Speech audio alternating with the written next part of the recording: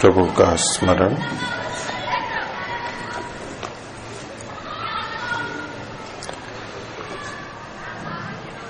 ओम का उच्चारण।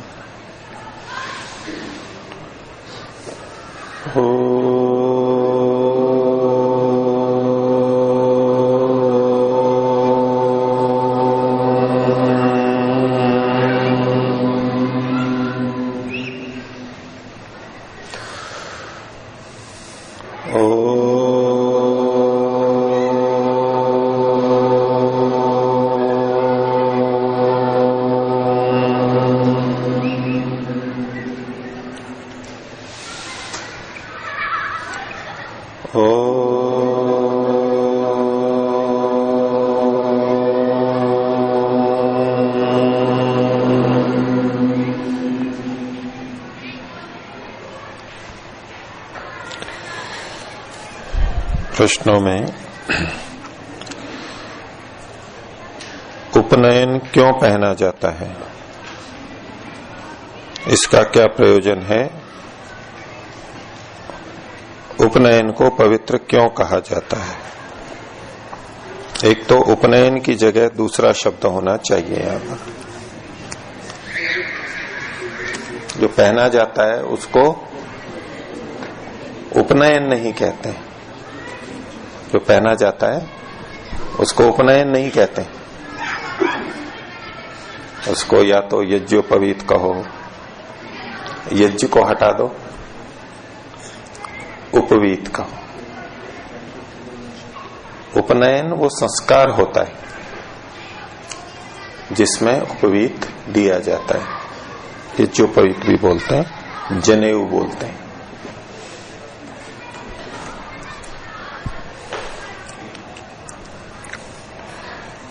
तो ये अलग अलग कुछ इसकी व्याख्याएं की जाती हैं। इसमें 3 धागे हैं, 3 सूत्र हैं, वो अलग अलग बातों के प्रतीक हैं। परमात्मा का स्मरण रहे, हमें उसकी आज्ञाओं का, उसकी उपासना का रहे, ध्यान करें उसका। दूसरा है जो ज्ञानी हैं, ऋषि हैं, अपने अपने विषय के ज्ञाता हैं, उनके ज्ञान का अर्जन करें, दूसरों को पढ़ाएं, बताएं, विद्या की वृद्धि करें। और तीसरा जो हमारे वरिष्ठ लोग हैं, माता पिता, अन्य कोई बड़े सहयोगी, वृद्ध, उनकी सेवा आदि करना, उनके प्रति जो हमारा कर्तव्य है वो पूरा करना। इन 3 के प्रति, ईश्वर के प्रति, ज्ञानियों के प्रति और वृद्धों के प्रति, इनके प्रति जो हमारे कर्तव्य हैं उनको हम पूरा करें। इस बात का ये प्रतीक के रूप में है। और ये हमारे गर्भावस्था के नाभि नाल का भी सूचक है। इसका मंत्र आता है, यज्ञोपवीतम परमं पवित्रम प्रजापतेर यत् सहजम पुरस्तात्। प्रजापति यानी परमात्मा, उसके द्वारा हमारे को सहज ये प्रदान किया गया है। जब हम माता के गर्भ में होते हैं तब माता से जो हमें पोषण प्राप्त होता है उसमें भोजन भी हो गया और वायु भी हो गई, यानी प्राण वायु भी उसी माध्यम से आती है, खून के माध्यम से। माता का खून माता के शरीर में ही रहता है, बच्चे का रक्त बच्चे के शरीर में ही रहता है। माँ का रक्त बच्चे के शरीर में नहीं आता और बच्चे का रक्त भी माँ के शरीर में नहीं जाता, अलग अलग ही रहते हैं। लेकिन फिर भी पोषण आते जाते रहते हैं। रक्त के अलग अलग वर्ग आपने सुने होंगे, blood group A, B, AB, O, इसके साथ में पॉजिटिव नेगेटिव वो भी है, A positive, A negative, B positive, B negative इत्यादि और भी जो भेद होते हैं वो माता के और बच्चे के अलग अलग हो सकते हैं, होते हैं, समान भी हो सकते हैं, भिन्न भिन्न भी हो सकते हैं। तो बीच में एक जगह होती है, एक तरह से कहो छलनी होती है, माता की तरफ का जो रक्त है वो वहां पहुंचता है, इधर बच्चे का भी होता है। वहां पर रक्त तो दोनों का अलग अलग रहता है, लेकिन बीच में जो झिल्ली होती है उससे पोषक पदार्थ इधर से उधर चले जाते हैं, ऑक्सीजन इधर से उधर चली जाती है बच्चे की तरफ, और बच्चे की तरफ से जो मलिनताएं हैं, मल हैं, वो माँ के रक्त में आ जाते हैं। कार्बन डाइऑक्साइड भी जो मल रूपी है वो भी बच्चे के रक्त से माँ के रक्त में आ जाती है और फिर माँ के शरीर से वो निकल जाती है। ऐसी प्रक्रिया होती है। तो माँ के गर्भाशय में अंदर जिस जगह पे ये कार्य होता है वहां एक बड़ा सा चीज होती है, वो उससे जुड़ी भी रहती है। वहां से एक नली आती है जो हमारी नाभि पर आती है। ये नाभि वाला छिद्र उस समय का है, गर्भावस्था का। उस समय यही मार्ग था हमारे लिए, पोषण के लिए। मुंह से खा नहीं सकते थे, पी नहीं सकते थे, नाक से श्वास नहीं ले सकते थे। वो तो पेट में वहां पर पानी रहता है, पानी में बच्चा रहता है। तो इसके माध्यम से आता है। तो वो जो नली है वो दो तरह की होती है, उसमें दो नलियां होती हैं मुख्य, वैसे तीन होती हैं वहां पर भी, इसीलिए धागे के भी तीन सूत्र हैं इसके। एक वो होती है जिससे मां की तरफ से पोषण प्राप्त होता है, एक वो होती है जिसमें मलिनताएं जाती हैं उधर। जैसे हमारे शरीर में धमनी और शिराएं, धमनियां और शिराएं होती हैं, आर्टरीज और वेन्स होती हैं। जो हृदय से शरीर की तरफ जाती हैं उनको धमनियां बोलते हैं, और जो शरीर से हृदय की तरफ जाती हैं, खून को ले जाती हैं, उनको शिराएं बोलते हैं। मोटे तौर पे ये भी बोल देते हैं कि धमनियों में शुद्ध रक्त होता है और शिराओं में अशुद्ध रक्त होता है। ये धमनियां लाल रंग की दिखाई जाती हैं चित्र में, और शिराएं नीले नीले रंग की दिखाई जाती है, थोड़ी काली श्याव रंग की। कार्बन डाइऑक्साइड होती है तो रक्त का रंग, खून का रंग थोड़ा काला सा श्याव हो जाता है, और ऑक्सीजन होती है तो उसका खून जो है चमकदार हो जाता है, लाला ललाई लिए ज्यादा उज्जवल प्रकाशित जैसा साफ लाल दिखता है। ये अंतर होता है उसमें। तो शिराएं और धमनियां तो दो तो वो होती हैं, और एक और भी उसके साथ साथ आती है जो कि प्रारंभ में काम करती है, बाद में समाप्त हो जाती है। तो तीन होते हैं वहां पर, और वो ऐसे ही लिपटी भी रहती है, कहीं गले में से रहती है, कहीं और रहती है, लंबी होती है वो काफी, रज्जू जैसी, अंगूठे जैसी या अपनी उंगली जैसी, ऐसी मोटी होती है। आजकल केबल आते हैं उसमें एक ही में कई तार होते हैं, ऊपर से तो एक ही जैसा लगता है, या थोड़ा तीन होते हैं, जैसे रस्सी में बट डले हुए रहते हैं, ऐसे उस बट डले हुए से रहते हैं, सूत्र जैसी प्रतीत होती है। वो उसका भी स्मरण कराता है कि प्रजापति ने सहज रूप से जो हमें यज्ञोपवीत दी थी गर्भावस्था में, तो उसके प्रतीक के रूप में ऐसा। तो ये सांकेतिक है, कुछ चीजें हमें इनसे सीखने को मिलती हैं, हमें याद रहती हैं। ये हमारी शिक्षा का भी प्रतीक है कि ये अब शिक्षित हो गया है, शिक्षा के लिए दीक्षित हो गया है, उपनयन हुआ है, वेदारंभ संस्कार हुआ, अब पठन पाठन में लगा हुआ है। और ये कब तक चलता है? संन्यास दीक्षा के पहले तक। संन्यास दीक्षा में इसको हटा देते, उतार देते। उससे पहले के तीनों आश्रमों, ब्रह्मचर्य आश्रम, गृहस्थ और वानप्रस्थ, तीनों आश्रमों में इसको धारण किया जाता है, क्योंकि अभी ज्ञानार्जन भी करना है और बहुत कुछ करना होता है इस सब के लिए। तो प्रतीक के रूप में ये हमारे लिए लाभदायक होता है। दूसरा, कुछ लोग ये भी इसमें कहते हैं कि सूत्र अब संक्षेप से रह गया, सांकेतिक रह गया। वास्तव में क्या होता था, ये कपड़े को ऐसे पहना जाता था जैसे इन्होंने पहन रखा है, इधर आओ, उधर मुंह करो। जैसे है ना, आप में से भी और कई जने पहनते हैं, और इसको भी यहां कर लोगे तो ये जैसे ये हाथ बाहर निकला हुआ है ना, तो इसमें उपवीत में भी हम ऐसा ही करते हैं, ये हाथ बाहर निकालते हैं। तो बैठो, भाग कर रहे हो, कोई बात नहीं, आपको पुण्य ही मिलेगा। सबके लिए आप कुछ बता रहे हैं, अपना योगदान दे रहे हैं। कुछ कष्ट हो रहा हो तो सहन कीजिए उसको।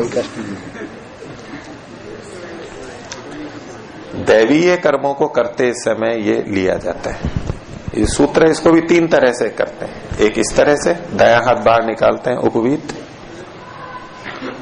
एक प्राचीनावीत होता है और एक निवीत होता है। 3 तरह से किया जाता है।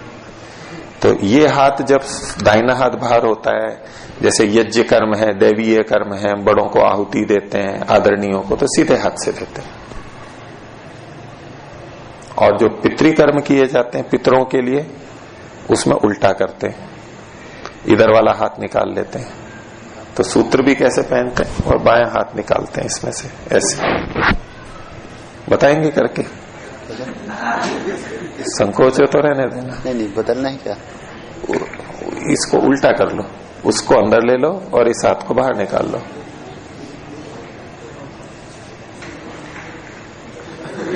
ऐसे नहीं, ऐसे नहीं, उसको ऊपर कंधे पे ले लो। हाँ, ठीक है, ठीक है, ऊपर ले लो, ऊपर डाल दो, बस। ये इसके विपरीत हो गया ना। अब ये हाथ बाहर निकाल दिया। हालांकि अंदर वाला सूत्र इनका वैसा ही है, ये अंदर वाला सूत्र भी यूं आ जाएगा। और एक ऐसे कर लो जैसे मैंने कर रखा है। ये तो अब कोई बात नहीं, मैंने कर ही रखा है। जैसे आप व्यायाम के समय, कार्य के समय इसको कैसे करते हैं, बैठिए, उसको कैसे कर लेते हैं आप, धागे को गले में लटका लेते हैं ना, जैसे इस कपड़े को मैंने यूं कर रखा है। अब दोनों हाथ खुले हुए। जो मनुष्य कर्म होते हैं, मनुष्य के कर्म, मेहनत है, सेवा है, उसमें दोनों हाथ खुले होने चाहिए। तो ऐसे में बीच में कर लेते हैं इसको। 3 तरह से धारण किया जा सकता है। तो ये जो उपवीत है, ये ब्राह्मणों के लिए दैवीय कर्म के, दाहिने हाथ से हम लिखते हैं, पढ़ते हैं, शिष्ट कार्यों को दाहिने हाथ का प्रयोग करते हैं। तो इसको खुला रखते हैं, ये वस्त्र। दूसरा तो अंदर रहेगा, ये एक बाहर रहेगा, उससे हम अपने काम कर सकते हैं।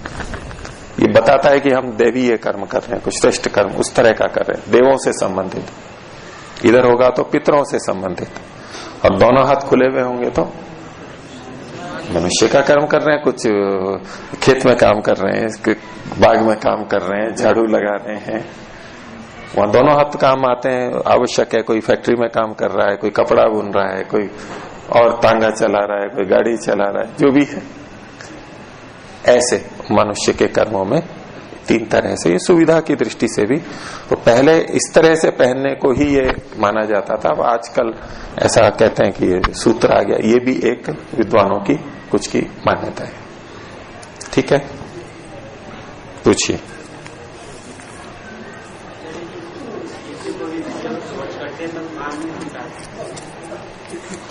जी, एक और भी इसमें प्रश्न था, यज्ञोपवीत संस्कार का क्या महत्व है। तो संस्कार तो एक विधि है, उसको हम कुछ मंत्रों के माध्यम से करते हैं, यज्ञ करते हैं, यज्ञोपवीत के गुणधर्म बताते हैं, वो सब सीखते हैं, और बाकी फिर ये धारण कर लेते हैं और उसको चलता रहता है। तो इनका प्रश्न ये है कि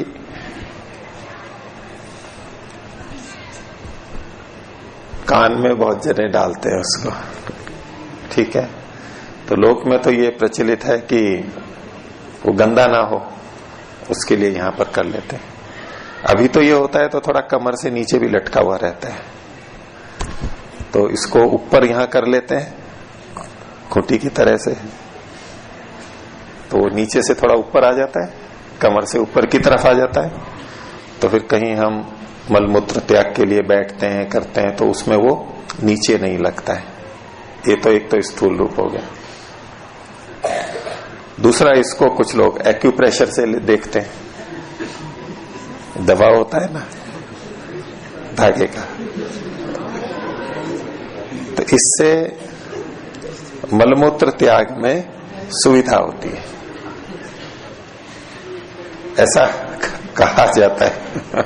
अनुभव नहीं मेरे को, मैं भी करता नहीं हूं ऐसा, क्योंकि अपने यहाँ तो इसको पौराणिकों का माना जाता है। फिर वो लोग करते हैं, हमें यूं लगता है कि जैसे कुछ ये तो कर्मकांड है, कोई पौराणिकता है ये। पर एक्यूप्रेशर जैसे हम और जगह सारा दबाते हैं करते हैं, ऐसे कान में भी होता है। कान में भी चित्र आपने देखे होंगे, शरीर के सारे अंग यहाँ पर विद्यमान रहते हैं। जैसे गर्भ में बच्चा होता है, सिर और पैर यूं मुड़ा हुआ सा, ऐसे यहाँ पर भी वो पूरे शरीर के अवयव, तो वहां दबाते हैं। इस कान में भी, इस कान में, हाथ में भी पूरे अवयवों का होता है, यहाँ दबाने से जहां जहां इलाज करना। इस हाथ में भी होता है, इधर है तो दाहिनी चीजें इधर होंगी, जैसे यकृत आदि है, इधर है तो बायां हृदय होगा, प्लीहा होगा, ऐसे अलग अलग होता है। जो दोनों तरफ है तो दोनों तरफ होगा। ऐसे ही पैरों के तलवे में भी होता है, चित्र एक्यूप्रेशर के आपने देखे होंगे, वहां ये मिलता है। तो ये कान का भी है।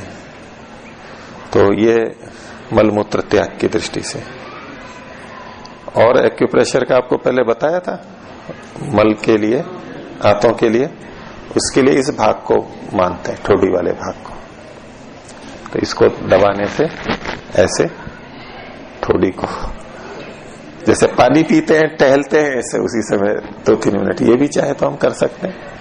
आंतें सक्रिय होंगी, मलमूत्र सक्रिय होगा, तो थोड़ी अनुकूलता हो सकती है, किसी को प्रतिकूलता हो तो इन सब चीजों से। इसके लिए भी ऐसा ही कहा जाता है, कान के लिए। ठीक है, अच्छा आगे चले। पितरों के लिए विपरीत क्यों डालते हैं? देवों की अपेक्षा दूसरी तरफ से वो कर्म में ऐसा विधान है कर्मकांड के अंदर, तो बाएं हाथ से करते हैं। हालांकि तो हम सब दाएं हाथ से ही करते हैं अभी उस रूप में, लेकिन वो बाएं हाथ से। बाएं हाथ का भी अपना महत्व है बहुत। हम वैसे तो दाहिने हाथ से करते हैं काम अधिकतर, जो दाहिने हाथ वाले हैं, कोई बाएं हाथ वाले हैं, उनको छोड़ दीजिए। तो हमारे मस्तिष्क के जितने भी सूत्र हैं वो ऐसे विकसित होते हैं कि दाहिने हाथ से ही कार्य करने का अभ्यास होता है हमारा। मस्तिष्क के तंतु ऐसे विकसित होते हैं, आपस में संबंध जो बनते हैं वो इसको लेकर के होते हैं। और मस्तिष्क का बहुत सा भाग निष्क्रिय भी रहता है, काम में नहीं आता है। तो मस्तिष्क के निष्क्रिय भाग को भी सक्रिय करने के लिए एक तरीका है। जो भाग सक्रिय है, सीधे हाथ से काम कर रहे हैं, तो मस्तिष्क का वही भाग सक्रिय होता रहेगा, चलता रहेगा। दूसरे भागों को भी और सक्रिय करने के लिए ये सुझाव दिया जाता है कि हम बाएं हाथ से काम करें। कुछ ऐसे काम जो हम कर सकते हो, जैसे झाड़ू है। अब हाथ दुख जाता है तब तो हम कभी कभी ले लेते हैं इधर भी, लेकिन प्राय एक ही हाथ से करते रहते हैं। बाल्टी भी उठाएंगे तो एक ही हाथ से, अधिकतर दाहिना अधिक सशक्त होता है, मजबूत भी बन जाता है, उसी से ही करते रहते हैं। लिखना तो खैर दाएं से ही करते हैं, लेकिन यदि बुद्धि को और विकसित करना हो, अंदर के और क्षेत्रों को भी सक्रिय करना हो, तो उल्टे हाथ से जब हम करते हैं तो वो अधिक सक्रिय होते हैं। दाहिने से करेंगे तो भी सक्रिय होंगे, क्योंकि हर संवेदना जा रही है, ज्ञान जा रहा है, प्रेरणा हो रही है। लेकिन जब उल्टे हाथ को करेंगे हम तो अधिक सक्रिय होगा। जो हम स्वभावतः करते हैं उससे अलग हट करके, जैसे हम सीधे ही चलते हैं हमेशा, थोड़ा उल्टे भी चलेंगे, पीछे पीठ की तरह चलते हैं, पीछे दौड़ते हैं, जैसे व्यायाम के समय कई बार पीछे भी दौड़ते हैं। वो हमारे बुद्धि को सक्रिय करता है। कोई सामान है छोटा मोटा लेना है, अब वो हमेशा दाहिने हाथ से ही पकड़ते रहेंगे तो एक ही तरह से सक्रिय होगा, दूसरे भाग सक्रिय नहीं होंगे। हम छोटी मोटी चीजें इससे भी पकड़ सकते हैं, इसको सक्रिय रखने के लिए। किताब पकड़ ली, बाल्टी ला रहे हैं तो इससे ले लिया काम, क्योंकि लिखने आदि का काम तो लिखते समय हम दाहिने से ही करना होता है, हम बाएं से कर ही नहीं सकते, नहीं तो देर लगेगी बहुत ज्यादा। लेकिन कुछ ऐसे कार्य हैं जिनको हम बाएं हाथ से भी करें तो मस्तिष्क सक्रिय रहता है, और वो उतने महत्वपूर्ण कार्य नहीं होते हैं, उनको हम इस तरह भी चला सकते हैं। अब यहां दरी समेटेंगे तो प्राय किससे समेटते हैं हम? दाहिने हाथ से इधर लाते हैं ना, फिर इसको भी पकड़ेंगे तब तो दोनों लेंगे, लेकिन यूं पहले लेते हैं तो उसकी जगह अगर बाएं से लेंगे तो मस्तिष्क सक्रिय होता है। और ऐसे में यदि कभी कोई एक भाग खराब होता है तो वो दूसरा तैयार रहता है। जैसे मकान में कई कमरे हों, अब मुख्य काम तो हमें जहां बैठक में करना है वहीं करना है, लेकिन छोटा मोटा काम है वो ऐसे कमरे में भी जो बंद पड़ा रहता है वहां भी करेंगे तो वहां भी साफ सफाई रहती है, फिर कभी भी आवश्यकता हो तो वो काम में आता है, काम में आने वाले सक्रिय रहता है वो भी। तो ऐसे ही ये हमारे को, लेकिन इसमें हम कम उपयोगी काम कर पाते हैं। तो दाहिना हाथ है वो देवों के लिए है, ज्ञान से युक्त सूक्ष्म कार्य, गंभीर कार्य, जहां कुशलता है वहां के लिए ये है। और पितरों का कार्य अपेक्षाकृत, ये तो बंद हो चुकी है लाइन,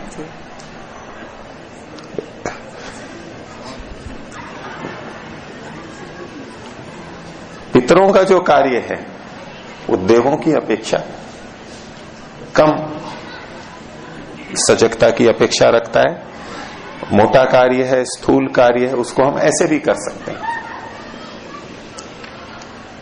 हाँ, वैसे भी व्यवहार में आप विपरीत उल्टे हाथ से करेंगे तो अच्छा नहीं माना जाता, वहां नहीं करें। किसी को वस्तु देना है, पितरों को, उसको, लेकिन अन्य कार्यों में आप इनको ले सकते हैं, बाएं हाथ को काम में ले सकते हैं। कपड़े पे साबुन लगाते हैं धोते समय, बट्टी, या आपको चूर्ण मिलता है, बट्टी मिलती है, तो जब बट्टी लगाते हैं तो प्राय कैसे करेंगे? दाहिने हाथ से ही बट्टी लगाते हैं प्राय। अब ये ऐसा काम है कि उसको हम बाएं से भी कर सकते हैं, दोनों तरह से होगा। बायां हाथ भी सक्रिय होगा और हमारी बुद्धि के भी वो तंतु सक्रिय होंगे जो इधर वाले हैं, उससे ज्यादा सक्रिय। ऐसी चीजें, कुछ चीजें ब्रश से फिर उस पर हम रगड़ते हैं, तो आदत चूंकि सरलता इसकी रहती है इसलिए इससे करते रहते हैं। इससे भी करेंगे तो धीरे धीरे आदत भी होगी और वो सक्रियता होगी। और जहां दोनों हाथों से करते हैं वहां तो करते ही है ना, दोनों हाथों से। ठीक है, तो ये पितरों का जो है वो थोड़ा कम सक्रिय वाला भाग है, उसको भी। और किसी को पूछना है? ये तो नया प्रश्न है।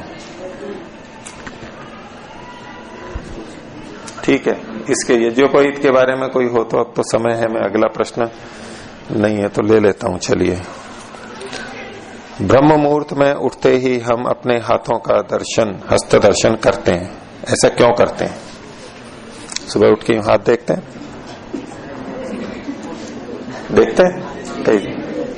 कई जने देखते हैं ना, कम से कम नाम तो नहीं लिखा, लेकिन जो भी प्रश्न करता या कर्त्री जो भी है वैसा करते हैं ना। और गांव में बहुत होता ही है, शहरों में भी होता है, हाथ देखते हैं अपना सुबह उठ के, जैसे अपना भाग्य देखते हैं। हाथों में भाग्य होता है ना हमारा,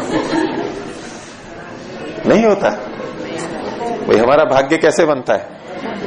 हमारे पुरुषार्थ से बनता है ना। और पुरुषार्थ क्या है? हमारे हाथ से ही तो मुख्य पुरुषार्थ करते हैं, पैरों से और उन्हों से, लेकिन हाथ हमारे कर्म के प्रतीक है, मुख्य प्रतीक है। हमारा भाग्य कहाँ रहता है? हमारा भाग्य कहाँ है?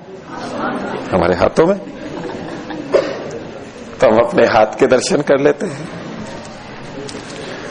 तो वैदिक सिद्धांत के अनुसार क्या यह उचित है अथवा अनुचित है? ऐसा मेरे को तो कोई ध्यान नहीं आता कि यूं देखने के लिए है, पर अगर देखना उचित है तो ये इनका प्रश्न है कि हस्त दर्शन करते समय कौन सा मंत्र बोला जाता है? सबके लिए मंत्र है, तो हस्त दर्शन के लिए कौन सा मंत्र है? वेद का एक मंत्र आता है, अथर्ववेद का है, अयम में हस्तो भगवान। ये मेरा हाथ क्या है? भगवान है। भगवान की का स्थान दिया उसको, ईश्वर का स्थान, ऐश्वर्य वाला है। अयम में हस्तो भगवान, अयम में हस्तो भगवत्तरः, और भी श्रेष्ठ ऐश्वर्यों से युक्त है ये मेरा हाथ। अपने पे विश्वास और परमात्मा के दिए हुए साधनों पे विश्वास। अयम में विश्व भेषजो, ये मेरा हाथ सबकी औषधि है, विश्व भेषज है, सब रोगों की चिकित्सा करने वाला है। भेषम रोग भयम जयति इति भेषजम, जो रोगों के भय को दूर कर देता है, ऐसा ही विश्व भेषज है, समस्त रोगों की ये चिकित्सा है, हो सकती है इससे। ये मेरे हाथ में इतनी शक्ति है, समस्त समस्याओं का समाधान मैं अपने इन हाथों से कर सकता हूं। अयम में हस्तो भगवान, अयम में हस्तो भगवत्तर, अयम में विश्व भेषजो, अयम शिवाभिमर्शन मर्शन, ये कल्याण को शिव को देने वाला है, मेरा हित करने वाला है। तो कितनी प्रशंसा की अथर्ववेद के 4-13-6, 4-13-6 का मंत्र है। और हाथ में देखो एक्यूप्रेशर के सारे बिंदु हैं, हम कुछ भी कर सकते हैं हाथ के द्वारा। मनुष्य के शरीर में जो विचित्रताएं हैं बहुत विशिष्ट, उसमें हाथ को भी माना जाता है। हाथ की रचना, जैसे बुद्धि बहुत विशेष है, दूसरा वाणी, वाक ये बहुत विशेष है हमारे मनुष्यों के शरीर में। और तीसरी विशेषता हाथ की है, छोटे बड़े काम कितनी कुशलता से, छोटी छोटी मांसपेशियां अंदर होती हैं, कैसे करते हैं। कोई गिटार बजाता है तो कोई हारमोनियम बजाता है, कोई पियानो, और कोई चित्रकार, और कोई कुछ, और कोई लिखता है इतना सुलेख। छोटे छोटे काम करते हैं, कारीगरी करते हैं, बुनते हैं, सिलते हैं, कसीदा वगैरह, और जो भी कुछ बनाते हैं, कितनी चीजें हाथ की कुशलता से करते हैं। ये तीन चीजें, तो वाणी और पानी तो बोलते ही हैं, पानी ये हो गया और वाणी ये हो गया, और इन दोनों के पीछे बुद्धि, ज्ञान, ये तीन चीजें सबसे मुख्य हैं हमारे। हालांकि आंख कान भी बहुत मुख्य हैं, पर फिर भी इन तीन को बहुत मुख्यता विशेष माना जाता है। हाथ की रचना, उंगलियां 5 हैं, छोटी बड़ी कैसी हैं? 5 ही क्यों है उंगलियां? है 4 नहीं होती, ये क्यों कहा? 6 भी होती है। उनको छंगानी बोलते हैं। एक और निकला हुआ रहता है ना कई बार। याद है कोई आपको प्रसिद्ध व्यक्ति है? नहीं, यहां नहीं, और प्रसिद्ध व्यक्ति लोक में है ऋतिक रोशन। देखो एक अभिनेता है ऋतिक रोशन, उनके यहां पर एक अंगूठा निकला हुआ है। 6, 5 ही क्यों है? 10 क्यों नहीं है? क्योंकि महाभूत 5 ही होते हैं। ये 5 संख्या कहां से आ गई? 5 ही महाभूत होते हैं, और एक एक उंगली में एक एक महाभूत की प्रधानता है। आकाश, वायु, अग्नि, जल और पृथ्वी। लोग अलग अलग ढंग से भी बोलते हैं। आप किसी को बुलाना हो, करना हो, तो इसी उंगली से क्यों करते हैं? इससे अंगूठे से, इससे करते हैं। वाह जो है ना, वायु जो होती है, गति और गंधन, निर्देशन, प्रेरण, इसी उंगली से होता है। इसमें वात की प्रधानता है। और जो पानी छिड़कते हैं हम किसी को, तो किससे छिड़कते हैं? इससे छिड़कते हैं, इससे छिड़कते हैं, इससे छिड़कते हैं, इससे छिड़कते हैं, यूं करके मंगलम भगवान विष्णु इससे करते हैं। अच्छा, टीका लगाते हैं तो किससे लगाते हैं? इससे लगाते हैं क्या? ये वो अलग है अंगूठा, लेकिन वो टीका लगाते हैं तो इससे लगाते देखा कभी? और इससे लगाते देखा है कभी? नहीं देखा है। किससे लगाते हैं? इससे लगाते हैं वैसे कई, लेकिन इसका तरीका ये है। इसका तरीका ये है क्योंकि जो हम तिलक लगाते हैं वो लाल होता है और अग्नि का प्रतीक है। वो जो हम गुलाल है या सिंदूर है या लाल होते हैं, अग्नि का प्रतीक है। तो ये जो लगाना चाहिए इससे, और पानी छिड़कना चाहिए इससे। तो ये 5 ही उंगलियां क्यों हैं? अगर महाभूत ही 5 हैं, एक एक उंगली में एक एक महाभूत की प्रधानता है। वैसे 5 भौतिक हैं, सब में पांचों भूत हैं, लेकिन एक एक में एक एक महाभूत की प्रधानता है। इसलिए आयुर्वेद में जो नाड़ी देखने वाले होते हैं ना, वात पित्त कफ को देखते हैं, इससे वात को देखते हैं, इससे पित्त को देखते हैं और इससे कफ को देखते हैं। वात आकाश और वायु महाभूत से, पित्त अग्नि महाभूत से, और कफ जल और पृथ्वी महाभूत के प्रतीक मिलके 5 महाभूतों के प्रतीक हैं वात पित्त कफ भी। तो उसमें जो देखते हैं, वायु का ज्ञान इस उंगली से सबसे अच्छा होता है, पित्त का ज्ञान इस उंगली से होता है और कफ का ज्ञान इस उंगली से होता है। तो ठीक है, हाथ की महत्ता हो गई। अब जिनको प्रतिदिन अपने हाथों को देखना है, तो हाथों के कर्मों को भी तो देखेंगे ना, हम कैसे कर्म कर रहे हैं हाथों से, अच्छे कर रहे हैं, बुरे कर रहे हैं, इत्यादि। ठीक है, इतना ही रखते हैं।